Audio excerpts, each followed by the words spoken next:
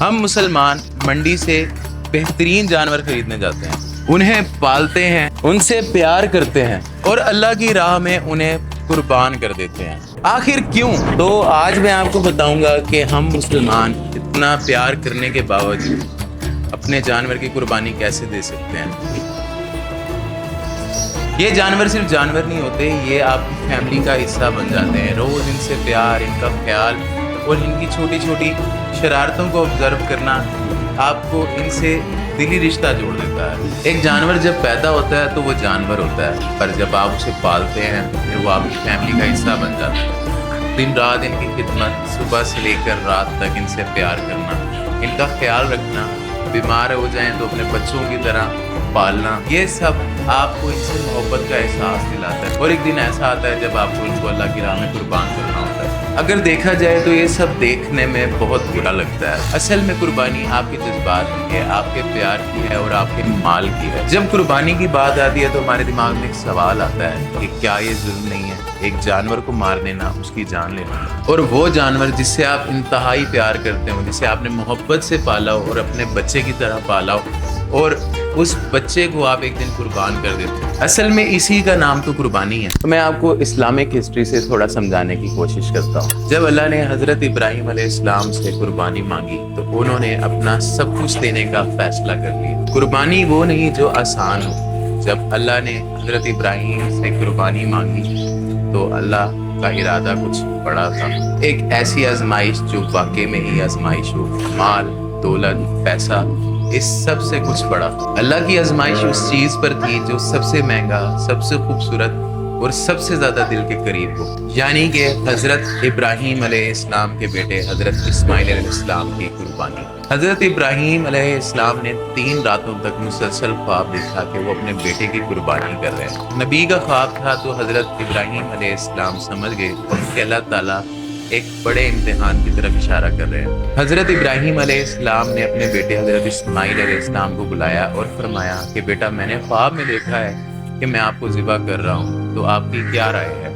حضرت اسماعیل علیہ السلام جو خود صبر اور اطاعت کی مثال ہیں، انہوں نے اپنے والد حضرت ابراہیم علیہ السلام سے فرمایا جیسا آپ کو حکم ملا ہے آپ ویسا کیجئے، آپ مجھے بنا ڈر اور خوف کے صبر کرنے والوں میں پائیں گے۔ باپ بیٹے دونوں اللہ کی رضا کے لیے مینا کے راستے میں قربانی دینے کے لیے چل پڑے۔ راستے میں 3 مقامات پر شیطان نے حضرت ابراہیم کو بھڑکانے کی کوشش کی کہ شاید وہ اپنے بیٹے کی محبت میں آ کے قربانی سے رک جائیں۔ حضرت ابراہیم نے شیطان کو کنکریاں مار کر بھگا دیا، جسے آج حج کا ایک میجر رکن بھی مانا جاتا ہے اور اسے رمی بھی کہا جاتا ہے۔ جب قربانی کی جگہ پر پہنچے تو حضرت ابراہیم نے اپنے بیٹے کو سر کے بل لٹا دیا اور ہاتھ پاؤں باندھ دیے تاکہ ان کا چہرہ نہ دیکھ سکے اور دل میں بیٹے کی محبت آ جائے اور وہ قربانی دینے سے رک جائیں۔ یہ سب اس لیے تھا کہ حضرت ابراہیم اللہ تعالیٰ سے بے انتہا محبت کرتے تھے اور اللہ تعالیٰ دیکھنا چاہتے تھے کہ حضرت ابراہیم اپنے مال، اپنی اولاد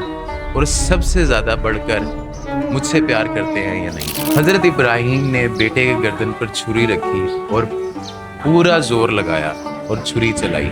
ٹھیک اسی وقت اللہ تعالیٰ کو حضرت ابراہیم کی ادا اتنی پسند آئی کہ اللہ تعالیٰ نے حضرت جبرائیل کو حکم دیا کہ جاؤ تنبا لے کر اور حضرت اسماعیل کی جگہ اسے رکھ۔ جب حضرت ابراہیم نے اپنی آنکھوں سے پٹی کھولی تو انہیں نظر آیا کہ وہ چھری ان کے بیٹے کی جگہ اس دمبے پر چلی ہے۔ یہ قربانی حضرت اسماعیل علیہ السلام کو ذبح کرنے کی نہیں تھی، بلکہ حضرت ابراہیم علیہ السلام کی محبت کا امتحان۔ اور آج پوری دنیا کے مسلمان اس عظیم قربانی کی یاد میں عید الاضحیٰ پر قربانی دیتے ہیں اپنے پیارے خوبصورت جانوروں کی۔ اصل قربانی کا مطلب ہی یہی ہے کہ جس جانور کو آپ سارا سال اپنے بچے کی طرح پالیں اور آخر میں اس کو ذبح کریں تو آپ کو فیل ہو وہ درد، وہ چیز جو حضرت ابراہیم علیہ السلام نے فیل کی، تاکہ آپ کے دل میں اللہ کی محبت ہر چیز سے بڑھ کر ہو۔ اکثر لوگ عید سے چند دن پہلے قربانی کا جانور لاتے ہیں اور عید پر قربان کرتے ہیں۔